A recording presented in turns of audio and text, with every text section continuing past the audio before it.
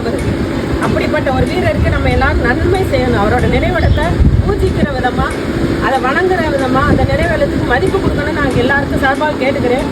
அதிகாரிகளை நாங்கள் ரொம்ப கேட்டுக்கிறது என்னென்னா, நம்மளுக்காக நம்ம நல்லா வாழணும், சுதந்திர காற்ற சுவாசிக்கணுன்ற ஒரே காரணத்துக்காக உயிர்நீத்த மன்னர் அவர், மாமன்னர். இப்படிப்பட்ட மன்னருக்கு உங்களால் என்ன செய்ய முடியும்னு யோசிங்க. அவரோட நினைவிடத்தை எவ்வளோ சுத்தமாக வச்சுக்க, ஒரு சுற்றுலா தலமாக வச்சுக்க, என்ன செய்ய முடியுமோ செய்யுங்க. இது மக்கள் பல ஆண்டு காலமாக போராடிக்கிட்டு இருக்காங்க. நான் கேட்குறேன், இப்பேற்பட்ட கேட்டுக்கிட்டே இருக்கிற ஒரு விஷயத்துக்கு ஏன் பதில் இல்லை? அவங்க என்ன அவங்க சொந்த வீட்டு வாசலுக்காக கேட்குறாங்க? ஒரு மன்னருடைய நினைவிடம் பாழா போகுது. சுற்றுப்புற சூழல் எங்கே பார்த்தாலும் சின்ன பிள்ளைய பெரிய பரிசு எல்லாரும் இருக்காங்க. அந்த தலைவர்கள் இல்லை, மாமன்னர்கள் சொல்கிறாங்க. எல்லாரும் மாமன்னர்கள் சொன்னால் இங்கே எங்கே மாமன்னருக்கு என்ன மரியாதை கிடைக்குது?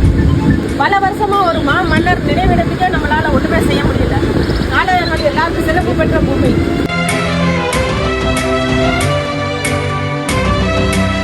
பொதுமக்களோட நலனை நம்ம பாதுகாக்கணும். ரெண்டுக்கும் முக்கியத்துவம் கொடுக்குறது நீங்க பெரிய நிரந்தர தீர்வா ஏதாவது சடனாடுங்க. 20 மாசத்துல உங்களுக்கு விழா வருது.